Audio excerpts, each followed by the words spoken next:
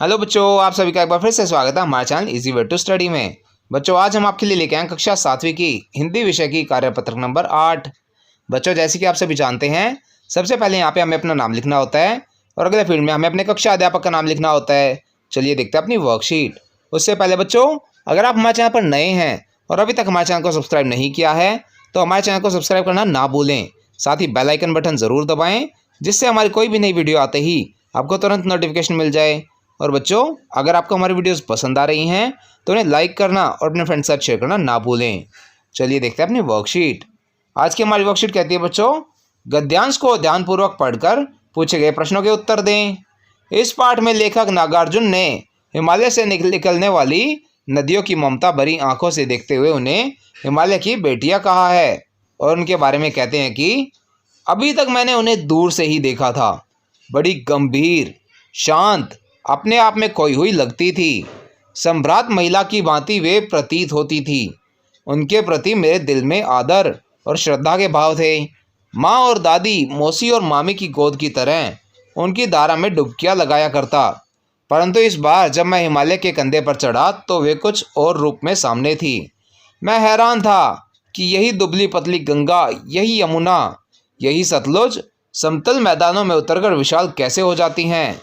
इनका उछलना और कूदना, खिलखिलाकर लगातार हंसते जाना, इनकी यही भावभंगी, इनका यह उल्लास कहाँ गायब हो जाता है मैदान में जाकर। किसी लड़की को जब मैं देखता हूँ, किसी कली पर जब मेरा ध्यान अटक जाता है, तब भी इतना कौतूहल और विश्व में नहीं होता जितना कि इन बेटियों की बाल लीला को देखकर हुआ। अब इसके बाद बच्चों हमसे कुछ प्रश्न पूछे गए हैं। चलिए देखते हैं इन प्रश्नों के उत्तर। पहला प्रश्न है बच्चों, इस गद्यांश को पढ़कर आपको क्या लगता है यहाँ किसकी चर्चा हो रही है? तो इसका उत्तर आप लिख सकते हैं बच्चों, इस गद्यांश में हिमालय से निकलने वाली नदियों की चर्चा हो रही है।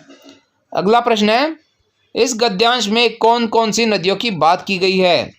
तो इसका उत्तर लिखेंगे, इस गद्यांश में गंगा, यमुना, सतलुज की बात हो रही है।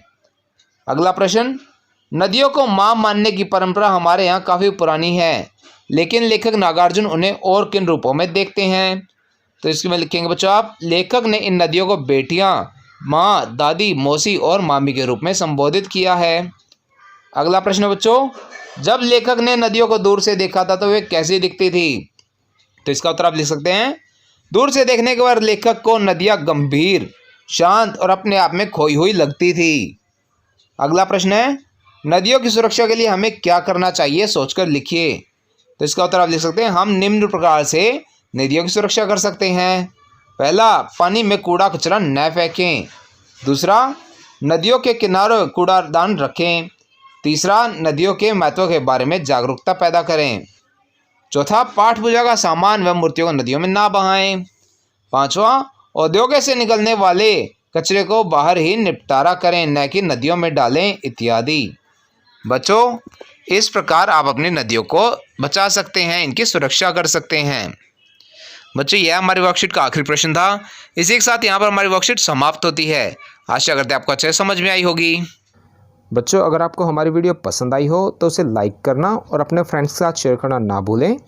साथ ही अगर आपका कोई क्वेश्चन है तो उसे आप कमेंट सेक्शन में ज़रूर पूछें। हम आपके क्वेश्चन को जल्द से जल्द आंसर करने की कोशिश करेंगे। और बच्चों, अगर अभी तक आपने हमारा चैनल सब्सक्राइब नहीं किया है तो ऐसी ही नई नई वीडियोस को देखते रहने के लिए हमारे चैनल को सब्सक्राइब करें। साथ ही बेल आइकन बटन ज़रूर दबाएं, जिससे हमारी कोई भी नई वीडियो आते ही आपको तुरंत नोटिफिकेशन मिल जाए। Thank you.